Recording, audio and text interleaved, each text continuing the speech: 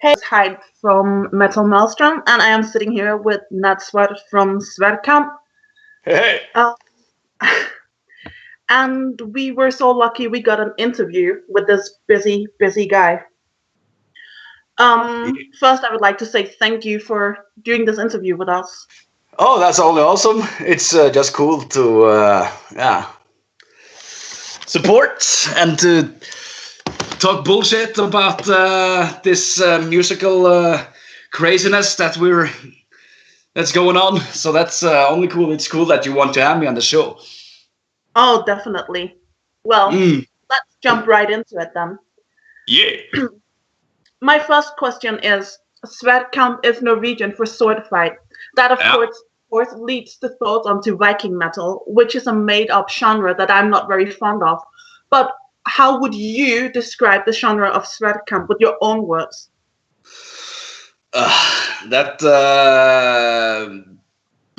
Just like you, I agree on Norwegian pagan folk metal with a black metal influence as well, or true Norwegian battle metal.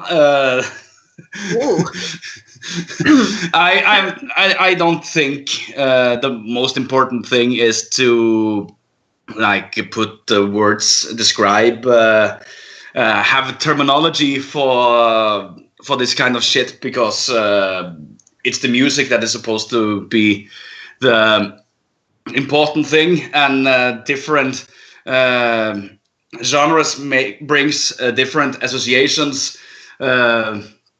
As soon as people say you do Viking metal, they think it's supposed to sound like I'm on a moth and shit, and that's definitely not the truth.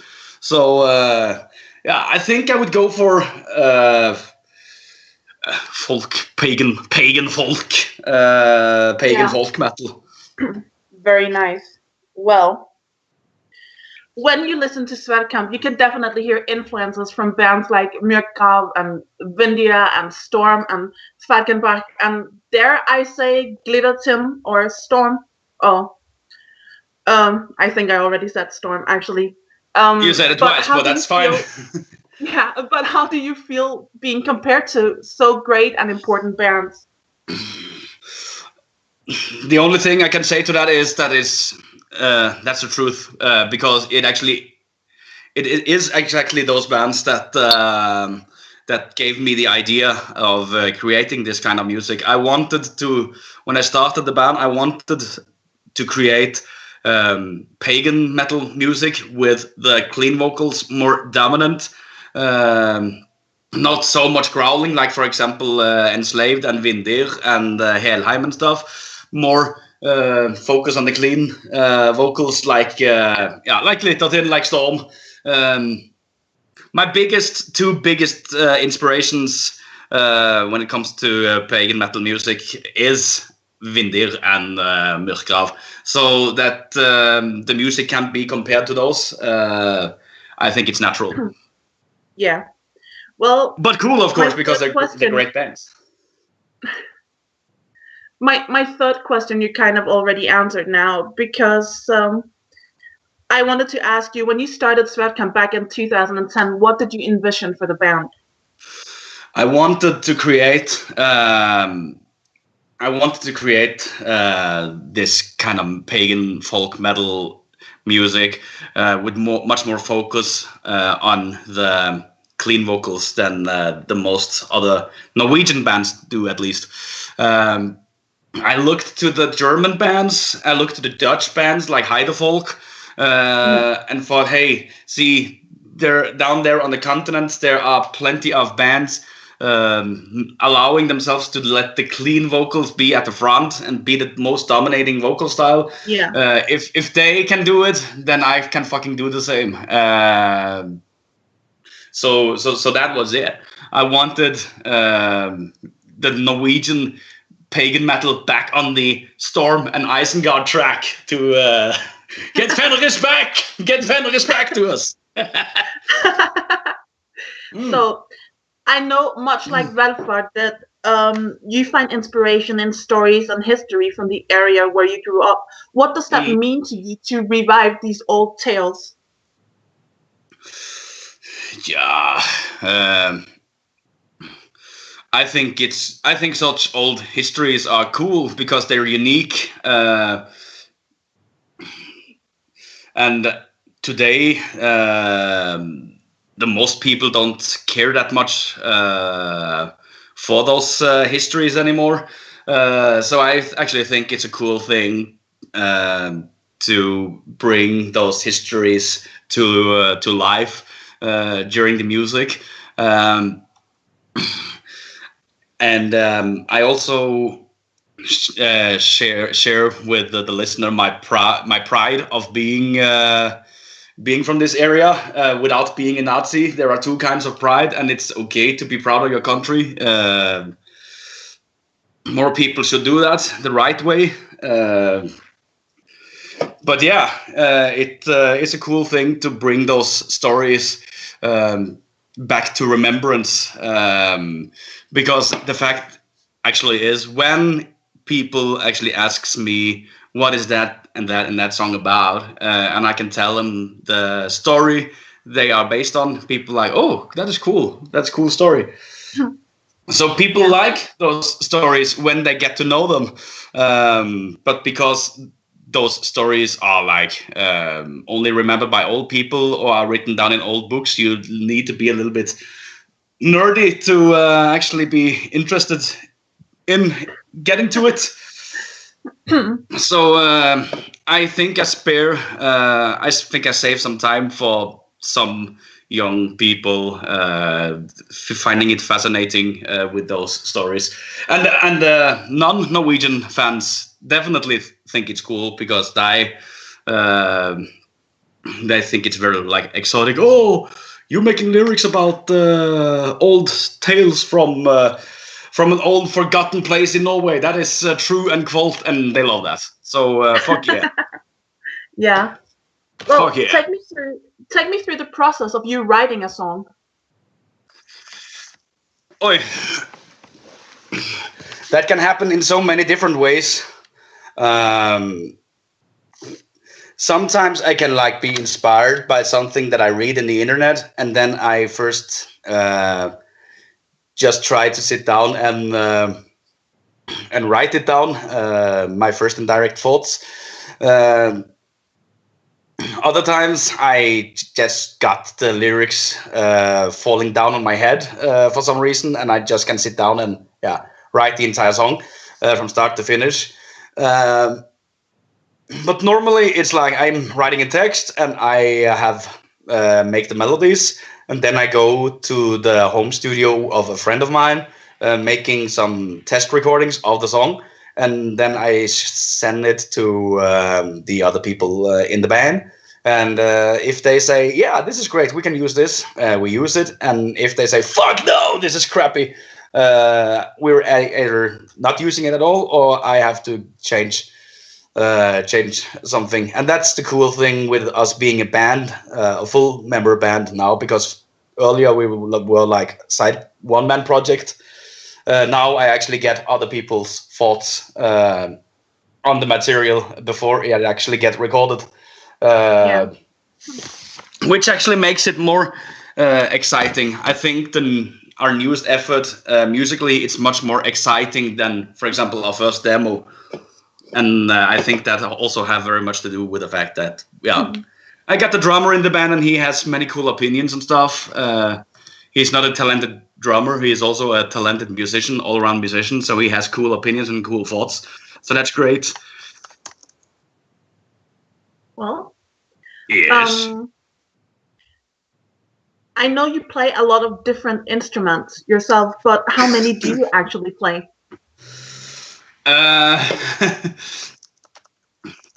I used to say I play the most instruments as long as they have strings, I can make some kind of noise with it. I do play some accordion.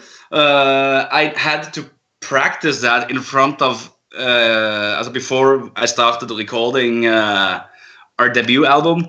I think the landlord hated me because I was practicing accordion, hours every day for like 2 weeks, 3 weeks. I still think I still believe he hates me, and I still think he has nightmares of me sitting down in the basement trying to play this fucking big, unnecessary, complicated instrument.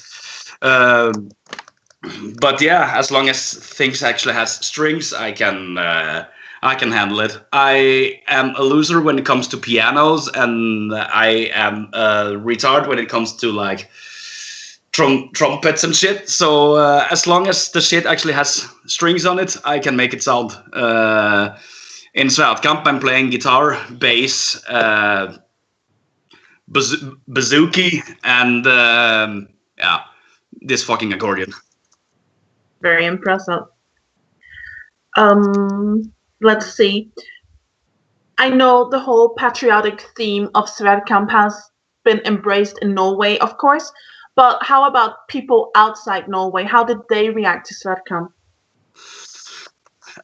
Especially the Germans like it very much. I think they can hear very clear that I also has been inspired by some of their bands, like Menhir, Falkenbach, shit. So the Germans are very happy with it. There are many people down in Germany, Switzerland, Austria that actually want us to come down there and play live. So maybe one day. And else, I would say the most people that actually has stumbled across us, that actually likes the genre, they like it. And the patriotic, I haven't becoming so much Nazi questions and that kind of problems. People seem to understand from the beginning that this is only about love for the homeland and nothing political bullshit. I hate when politics and music get mixed. So fuck that shit. Fuck extremism. That only fucking ruins the focus that is supposed to be on the music. So luckily for me, people actually has understood that this is only good patriotism, and because it is good patriotism, people actually likes it. I think that is great. Well, how do people react to Sverdkamp when you play live? I know you play in a couple of other bands too, but do you feel a difference when it's Sverdkamp standing on the stage? People, I think they like it. I think people get happy when they see us live, because I want them to have such a good time as I'm having on the stage, and therefore I am delivering myself to them like a whore, selling me to them like a prostitute. They get to see me half naked, and what is more sexy than a chubby half naked Norwegian dressed in leather? I think that's the most important thing why people loves to see us live, because they get to see chubby men dressed in leather, half naked on the stage. I mean, who does not like that? We're Vikings, you know. We're Vikings, you know. We feel we like to see fat, ugly, half naked people. And when they do Viking music, it just gets better with that. But to be serious as well, I think people are having a good time because we are asking them to sing along, and they do. Since many other songs are clean vocal based, people are actually singing along with us. So yeah, that's cool. Some people finds it annoying that I'm not jumping more around on the stage and stuff. But to that, I can only say I am supposed to sing and play the guitar at the same time. And since I'm not a girl, multitasking is not my thing. So it has to be enough that I'm actually capable of doing two things at the same time. Yes. Well, you often have guest vocalists on your tracks. What is it that they can bring to the table? It's because I hate to hear my own voice, and because I love to work alongside with good friends. So the most important thing it brings is me getting more happy with the project. I get more happy with the project if I through the project also can give positive credit to friends of mine. And since I have two very talented friends that are amazing singers, why the fuck not use them? Because that brings variety. Your own experiences at the journey so far, what advice can you give to upcoming bands? Well, honestly, I have never ever tried to make career out of this. I think actually that's the best advice I can give. Don't think of the career part of things. Do it because you love it, and stop doing it when you don't love it anymore. Because if you actually love what you're doing, the career things might come automatically. Ja, tack för mig. Well, that's pretty good advice. So if you could go to any time period you wanted to, both past and future, where would you go? To hell and back.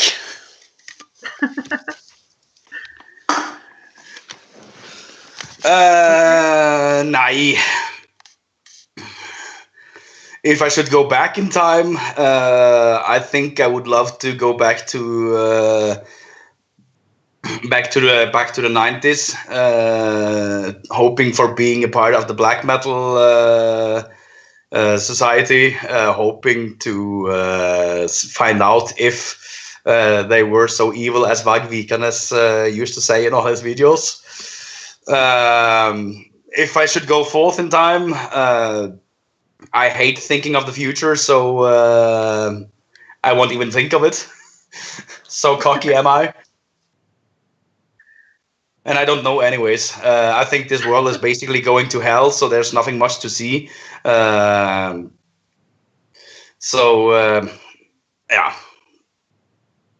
Okay. Det var jävla roligt detta. Well, if you could get 1 hour to sit down and drink a beer and talk with one musician, dead or alive, who would it be? Oj.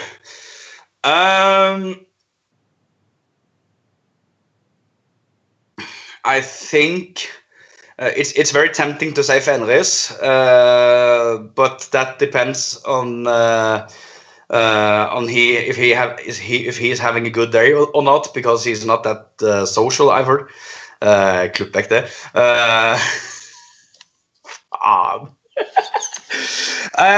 To be honest, I think I would go for Valfar from Vindir. Much because I've often thought of it. We have like very much the same vision when it comes to our music. We're both village idiots, or we were. He was a village idiot just like me. We share the same interest for like the history of the past from our respective villages.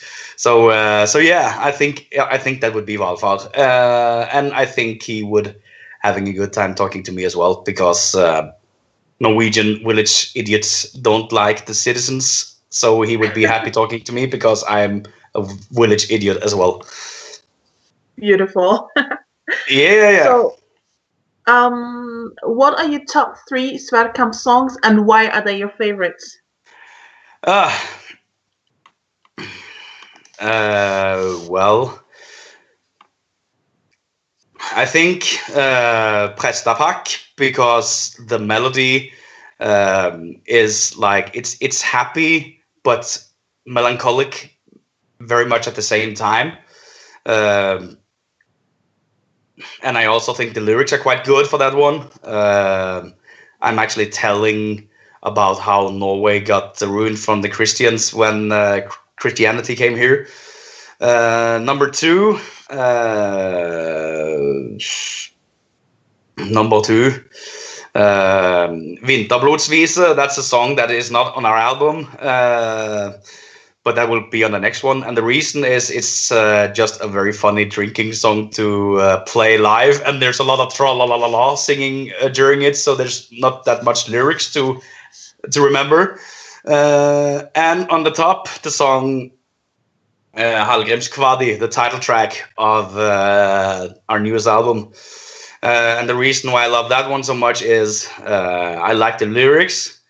And I think the song is very good, very well composed, and it basically has all elements that makes Sverdkamp. It has like chanting, clean vocal parts. There are growling. There are traditional instruments being heard. There are guitar work, and there are choir harmony soundscapes. So yeah, Hallgrimskvadi. There's a reason why I put that as the title track on the album. Very nice. Good choices. Yes, exactly. So where is Sverdkamp in 5 years from now? That is impossible to say because no one can tell the future. Whether dead or alive can do that. But I do believe we will be basically in the same shape as today, because I don't like attention so much. I on purpose play quite as I play live as less as possible, as little as possible. I only play live when it's like, yeah, very good gigs. If someone asks us to be support band or something like that, then we're doing it. But Sverdkamp will never go on tour because I hate traveling. Sverdkamp will never end up on a huge label because I am very afraid of that they would start craving things for me. So actually, honestly, I do believe that if I'm still going strong, Sverdkamp in 5 years will go, yeah, as strong as it does today. Nothing more, but also nothing less. Very good answer. So finally, the last question here. What is your top 5 favorite releases of all time? Oh yeah. This it's very funny that you ask this because I was actually getting shit-faced along with 2 friends 2 days ago, where we actually were talking about this, that the older you get, the stronger your love for the music gets.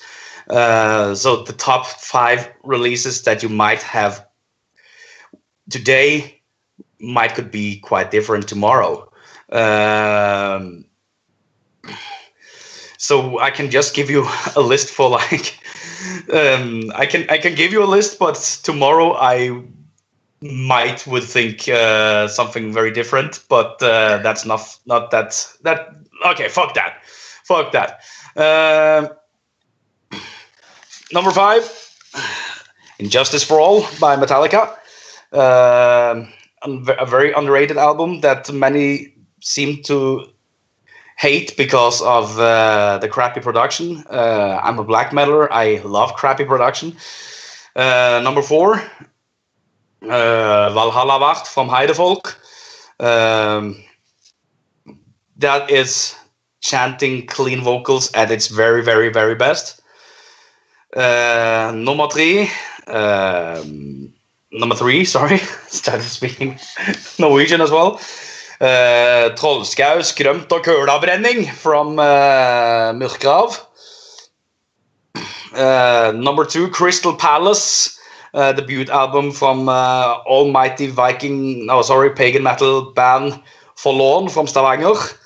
And on top, I basically could have had all the Vindir album on tops, but I could have all Vindir album on the top. But if I have to choose one, it has to be that one that get me into Vindir. So I would say Likverd. Very nice. Yeah. Well, those were my questions, and I am very happy that you had time to sit down with us and do this interview. So thank you very much for that.